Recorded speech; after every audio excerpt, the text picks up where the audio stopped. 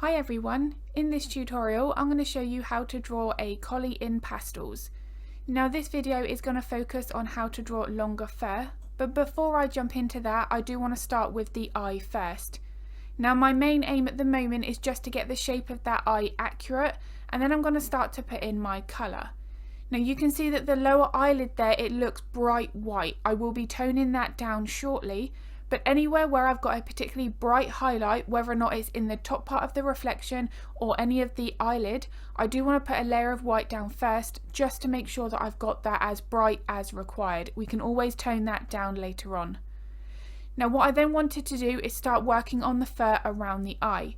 Now this is where the fur texture is significantly shorter, so I need to pay very close attention to the length of my pencil strokes. Now this is something that I'm going to explain as we go through this tutorial. Now I've got a lot of videos here on YouTube and I show a range of techniques depending on the animal that I'm drawing. But for this you can see that I am working just with my pastel pencils. I'm not using my pan pastels for my base layer. Now of course you absolutely could for something like this, there's no right or wrong answer, but I do like to adjust my approach, sometimes just using pastel pencils on their own to show that you don't need all of the pastel supplies in order to create photorealistic portraits. Now as you can see here, I am working from dark to light, and for this sort of fur colouring that's really important. My main priority is to build up my layers, my multiple layers, to get the extra depth within this fur. I have to focus on the pencil technique throughout, and that there relies on three things: the fur direction, fur length and fur thickness. As I build up my layers, I'm reinforcing my contrast. Now this is something that I focus on far more than worrying about the exact colour. Colour selection is important, but it's whether or not that colour should be a light colour or a dark colour, which really does influence the way that I pick my pencils. Now if you would like to see that process in detail, I have lots of tutorials on Patreon that show that from start to finish. There is a giraffe tutorial there where I show you the exact, very simple method that I use to pick out that colour in the reference photo, and then how I isolate that and choose my pastel pencils. So if that or any of my other in-depth tutorials on Patreon are of interest, I'll link that in the description below. Now when I worked on the fur here around the top of the head, I really did want to get the shine on the coat in place. Now the only way that I could achieve that is through good contrast and my lights and darks. If I hadn't built up enough layers here, I'm not going to have that shine or the depth within the fur. So this again is where contrast is so important. If I'm working with my pastel pencils, like this lighter grey, and I felt that it wasn't as bright as what I would expect, that's a good indication that the base layer underneath isn't dark enough.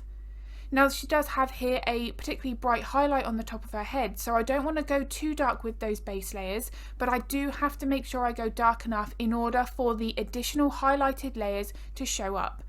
So if you are working on any project and you feel that your highlights are a little bit subdued, they're not really having the impact you'd like, it's probably because that base layer at that very first stage isn't dark enough.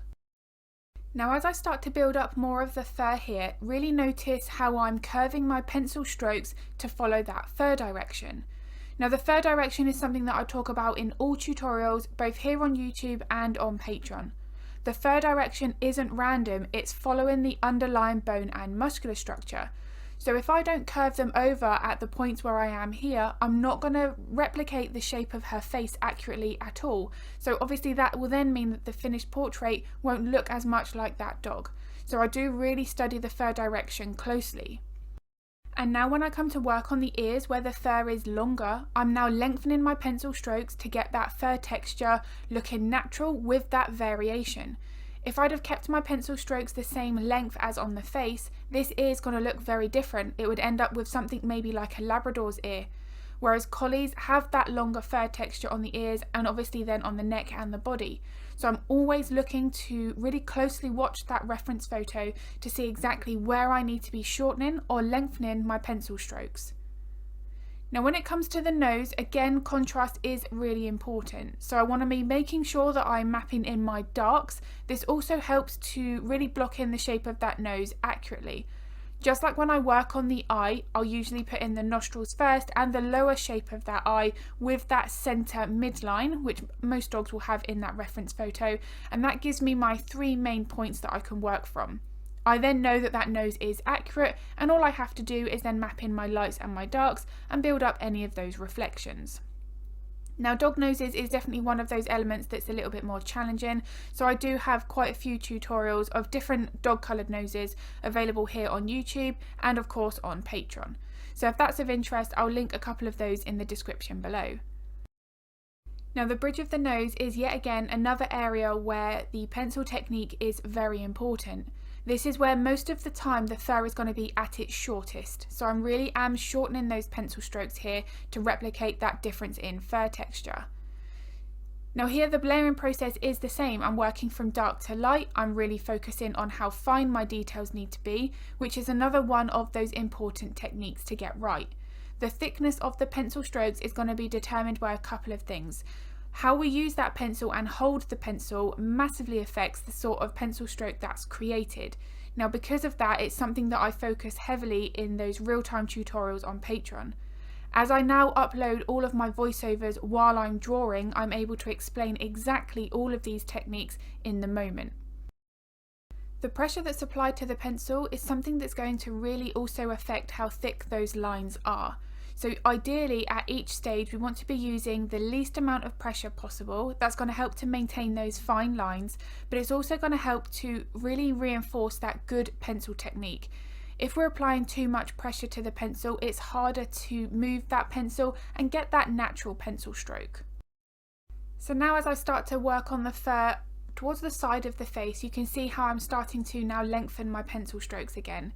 Building up multiple layers, always working with what's closest to the skin first and working up from there. Now, one question that I'm asked fairly frequently is, do I apply fixatives either throughout the drawing process or at the end to completely seal that drawing? Now, I personally don't, because I've not had great experiences when using fixatives on pastels. I have found that my details sort of dissolve and the colour of that artwork can change as well. So for me, I like to just put a matte or a mount on that and then frame it behind glass. Once it's framed behind glass, it's protected and I don't have to worry about that. I would much rather do that than have a fixative destroy that artwork, and really that's hours, days, sometimes weeks on a portrait that's been completely wasted. So for me, I don't like to do that, but again, it's going to be individual to each artist. If I wasn't finished with a portrait and I needed to apply tooth back to that paper, if I had accidentally applied too much pastel, then in that situation I would probably go ahead and use a workable fixative because that portrait wasn't finished. But certainly, because I'm very conscious with how I layer and I work with multiple layers, I don't ever get to the point where I do feel the tooth of the paper, so I've never had to use a workable fixative. Now, filling the tooth of the paper, it can definitely be avoided with pastels as long as you layer correctly. For those very first few layers, we don't want to be flooding the tooth of that paper with pastel.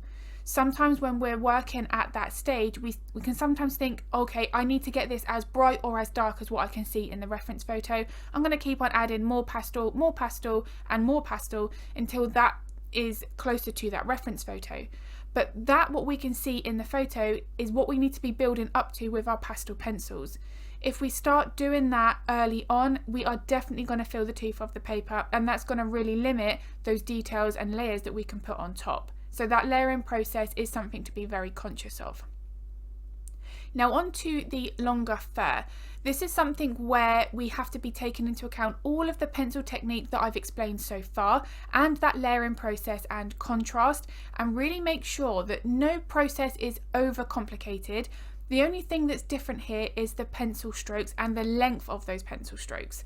Other than that, all of the main fundamentals that we've been using in any fur that we draw is exactly the same.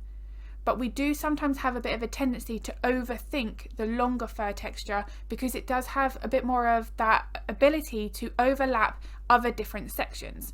Now, if that happens, as you've seen here, we just need to be working on areas that are beneath that first. So I've had to work on this white section because the black markings either side do have strands of fur that overlap the white. So I have to be making sure that what's underneath or beneath that fur first is drawn in, and then I can go back over the top with, in this case, my black and darker pencils to layer that detail over the top, which helps to push the white back. Now as I start to build up my dark details, that's where that's going to make more sense, but always looking at that reference photo and thinking, okay, this fur is sitting on top, so I need to draw what's beneath it first, really does help to simplify that process.